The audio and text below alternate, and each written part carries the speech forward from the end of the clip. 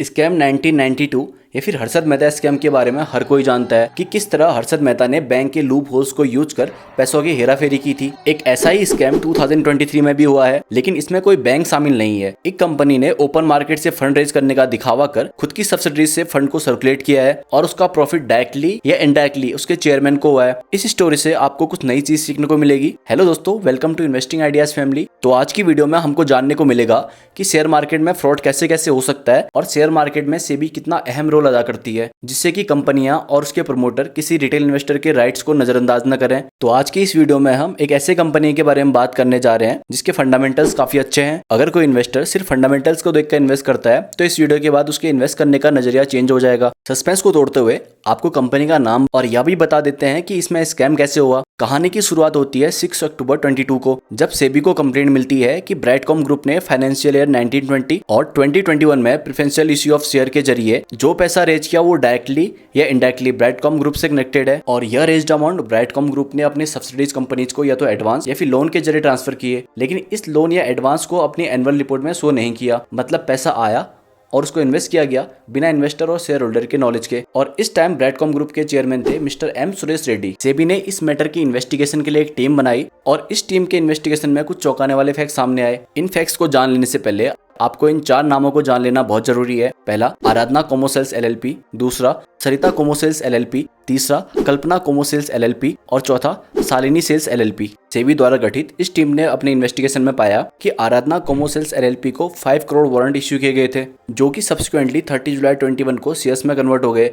यानी कि आराधना कोमोसेल्स को वारंट के शेयर में कन्वर्ट होने पर ब्राइटकॉम ग्रुप को टोटल 38.50 करोड़ पे करने थे। ब्राइटकॉम ग्रुप ने अपने बैंक स्टेटमेंट में इसकी ट्रांजैक्शन को सेबी को शो किया, जिसमें आराधना कोमोसेल्स एलएलपी ने टोटल 38.50 करोड़ का पेमेंट कर दिया था। लेकिन सेबी ने जो स्टेटमेंट डायरेक्ट बैंक से ली उसमें सिर्फ 2.41 करोड़ की पेमेंट का ट्रांजैक्शन है। इसका मतलब यह है कि जो बैंक स्टेटमेंट ब्राइटकॉम ग्रुप ने सेबी को सबमिट किया उसके साथ हेराफेरी की गई थी। इसी तरह सरिता कोमोसेल्स ने भी 5 करोड़ के वारंट, जो कि बाद में शेयर्स में कन्वर्ट हो गए थे, उसके लिए सिर्फ 4.07 करोड़ की पेमेंट की थी, जिसकी टोटल कॉस्ट थी 38.50 करोड़। कल्पना कोमोसेल्स एलएलपी को 2.5 करोड़ के वारंट इश्यू हुए थे, जिनकी टोटल कॉस्ट बनती है 19.25 करोड़, लेकिन इसके अगेंस्ट में पेमेंट की गई सिर्फ 4.8125 करोड़ की। और शालिनी सेल्स एलएलपी को टोटल 2 करोड़ के वारंट इश्यू किए गए थे, जिसकी कॉस्ट बनती थी 15.40 करोड़, और इसके बदले शालिनी सेल्स एलएलपी ने कोई पेमेंट नहीं की थी। इसका मतलब शालिनी सेल्स को 15.40 करोड़ के शेयर्स फ्री में दे दिए गए। यहाँ पर सवाल यह उठता है कि ब्राइटकॉम ग्रुप ने अपनी कंपनी के इतने सारे शेयर्स फ्री में क्यों बांट दिए। ये फैक्ट समझने में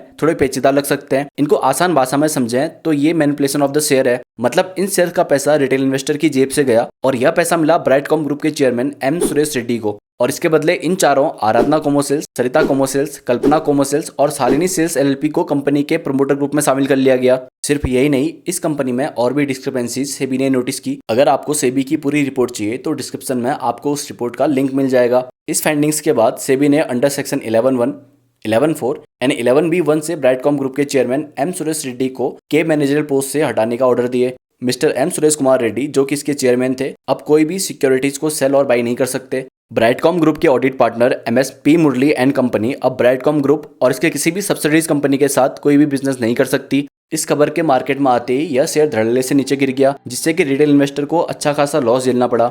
27 अगस्त 23 में बोर्ड मीटिंग के आउटकम में मिस्टर एम सुरेश रेड्डी का रेजिग्नेशन देखने को मिला और बोर्ड ने विश्वास दिलाया कि जल्दी ही कंपनी का ऑडिट करवाया जाएगा और क्वार्टरली रिजल्ट डिक्लेयर किया जाएगा। 22 सितंबर को ही बोर्ड मीटिंग में डॉक्टर राधा किशोर को 5 साल के लिए इस कंपनी का इंडिपेंडेंट डायरेक्टर अपॉइंट किया गया। ब्राइटकॉम ग्रुप के एक्स चेयरमैन ने बड़ी शातिरता से इस स्कैम को अंजाम देने की कोशिश की, पर वह इसमें खुद ही फंस गए। अगर सेबी नहीं होती तो शायद इसका पूरा लॉस रिटेल इन्वेस्टर को होता, क्योंकि रिटेल इन्वेस्टर इस कंपनी में 72.57 हिस्सेदारी रखते हैं। इसलिए हमेशा एक स्ट्रॉन्ग फंडामेंटल वाली कंपनी में यह भी देखना जरूरी है कि उसके की मैनेजर पोस्ट में जो लोग हैं उनकी हिस्ट्री क्लियर है कि नहीं, और उनके एक्सपीरियंस को जानना बहुत जरूरी है। ऐसी इन्फॉर्मेशन के लिए इन्वेस्टिंग आइडियाज को सब्सक्राइब करना न भूलें। Have a good day guys, keep investing.